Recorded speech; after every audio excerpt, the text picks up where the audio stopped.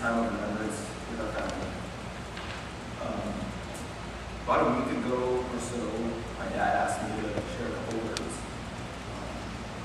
It wasn't until about yesterday or the day before that I actually sat down to think about it. And it wasn't that I didn't have anything to say or didn't know what to say, because there's so much to say about Grandpa, and I could go on for days. But I think I procrastinated because I guess I never wanted to face the fact that I lost someone who meant so much to me. But in thinking about that, I thought that sitting down would just make it all more real and more true. But the reality is, we did lose him, but we know that he's in heaven, and he's in that place.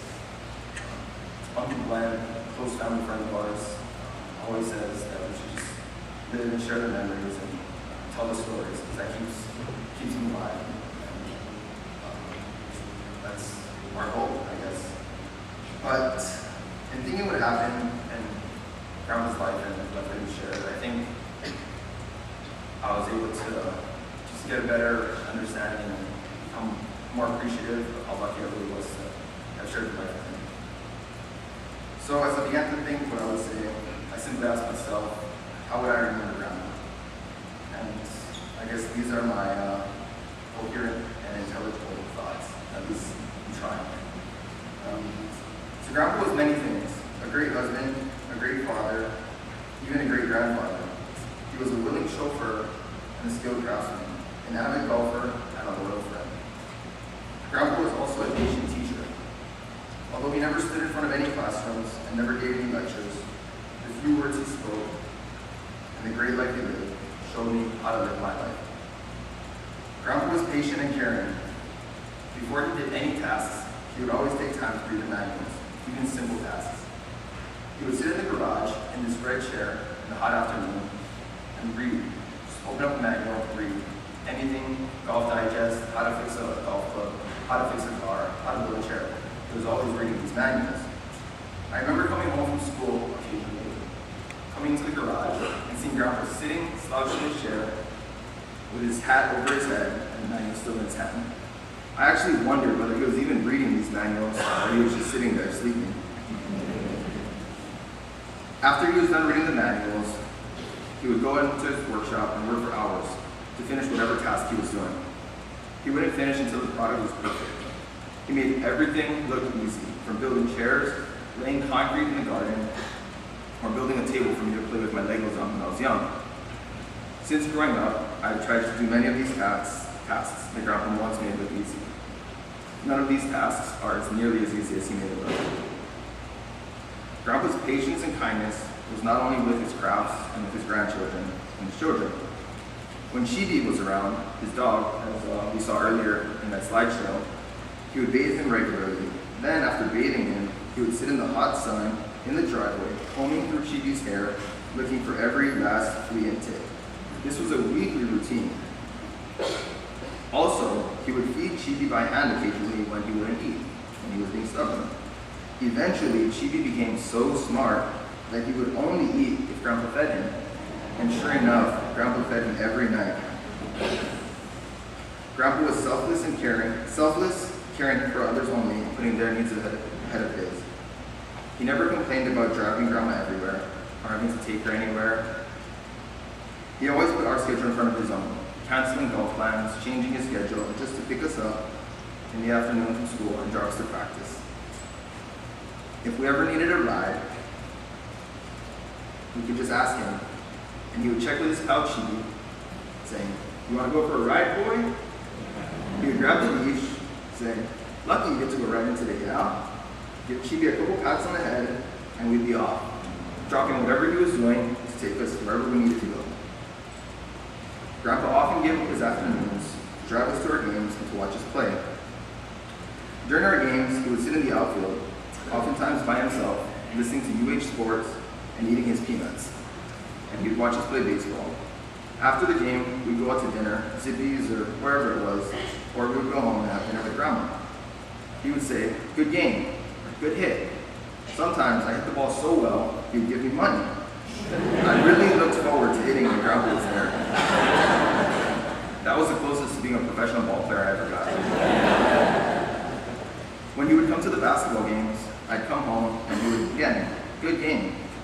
And then he'd say, you need to shoot more. And he always just wanted what was best for me and wanted to see me succeed. His desires for us to have the best often came at his own expense. And that was never a problem for him. Once while on a family trip, I think in Colorado, I remember that was the first time that I realized that Grandpa never really bought anything for himself, that everything he did was for us. I remember Auntie Cindy saying, coming out of the golf shop, saying, he should buy it. He never buys it for himself, referring to a pair of golf clubs he must have been looking at. And needless to say, he never bought the golf clubs, but he did buy everything that we ever wanted. He didn't care about superficial things or vanity. He never cared about having the nicest or the newest. He only took great care of what he already had, and he did his best to provide for the family. Grandpa would regularly spend afternoons in the garage washing his car. He would sit on this little stool and polish the car from top to bottom until it was spotless. That's the kind of care he put into everything he did. Back in 2012, for Grandpa's 89th birthday, while I was away, Auntie Gail sent out an email and shared a story of her experience with Grandpa. While she was living in the mainland, she said, she bought a black and white TV in San Francisco. When Grandpa came to visit and saw that she only had a black and white TV, he immediately took the TV back to the store and paid extra for a color TV. That eventually became Uncle Bob's first color TV.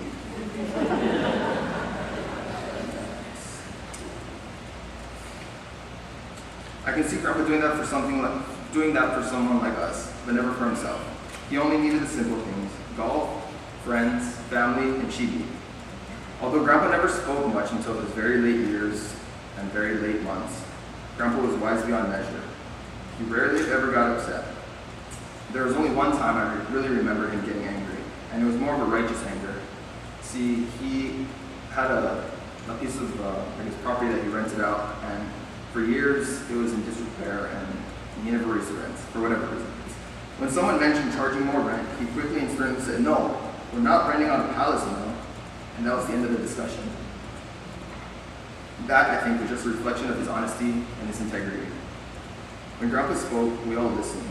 One Christmas, when the whole family was in town, just a couple years ago, after opening gifts and everyone was leaving, he gathered us around and he said, take care of each other, don't fight, and don't bother about the money. At that time, it was almost like he was giving a last speech. It was kind of eerie. But looking back, I think he just wanted us to know the important things in life and the things that he valued. The life Grandpa shared with me was fun, it was loving, and he was patient. Most importantly, it was real. Behind most of the memories I have with Grandpa, there is often a deeper lesson to be learned, either from his words or mostly from his actions. The lessons he lived will live with me, and in that way, aim to honor him.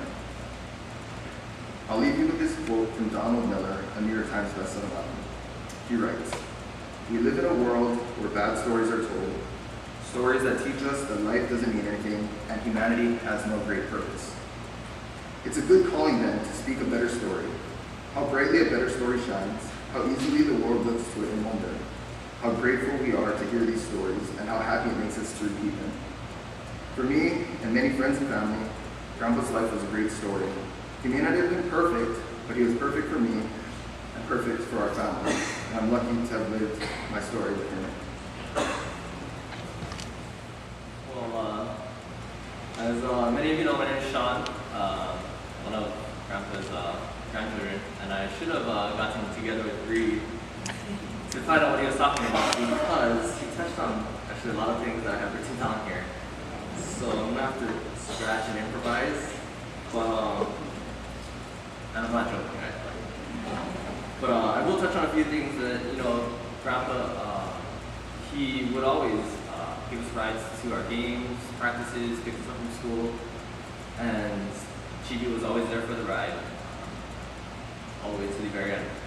And I don't remember too many games that Grandpa wouldn't be on the sideline or on the foul line, just cheering us on.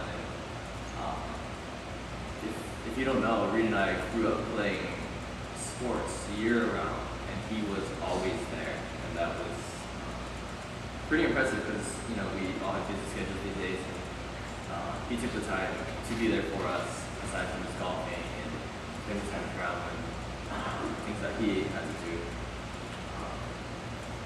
But in particular, we touched on Grandpa paying us for home runs that we hit, and in the prime of my life before high school, we would hit home runs.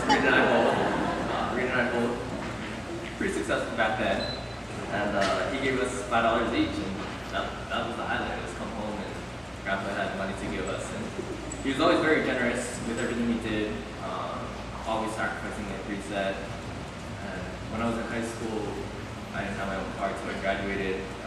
I'd often like to go out with my friends, and Grandpa would always check with Grandma to see if there was groceries to be bought or anything like that, and if not, he would let me take his car.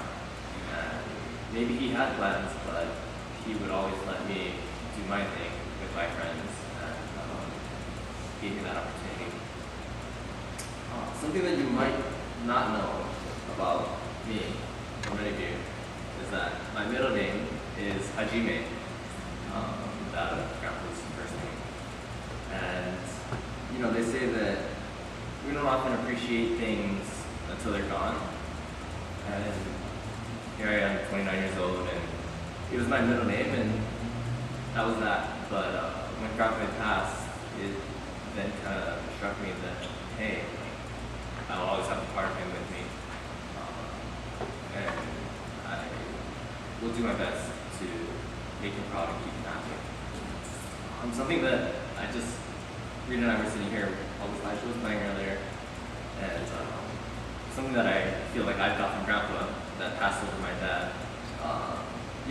Many of you see me with hats. That's probably how you always see me at church or out and about at family events. And Grandpa had good style. If you didn't notice, you'll see in many pictures that his hats were matching with his clothes. Dad does not have that style. Definitely does not have that style. So, that's something that I feel skipped over Dad and came to Reed and myself. We're fortunate for that. And I wish I had him with me today, but it's been a tough time, but I just wanted to thank you all for supporting my dad, because we keep him company, but you all support him, and we're very grateful for all that you've done for our family and friends. Our scripture is 2 Corinthians chapter 5, verses 1 and 4 to 10. It's printed in your program if you'd like to read along. The Apostle Paul wrote, "For we know that when this earthly tent we live in is taken down, that is, when we die and leave this earthly body, we will have a house in heaven, an eternal body made for us by God Himself, and not by human hands. While we live in these bodies, we groan and sigh, but it's not that we want to die and get rid of these bodies that clothe us. Rather, we want to put on our new bodies so that these dying bodies will be swallowed up by life. God Himself has prepared us for this, and as a guarantee, He has given us His Holy Spirit. So we are always confident, even though we know that as long as we live in these bodies, we are not at home with the Lord. For we live by believing, and not by seeing. Yes, we are fully confident, and we would rather be away from these earthly bodies, for then we will be at home with the Lord. So whether we are here in this body or away from this body, our goal is to please Him. For we must all stand before Christ to be judged. We will each receive whatever we deserve for the good or evil we have done in this earthly life.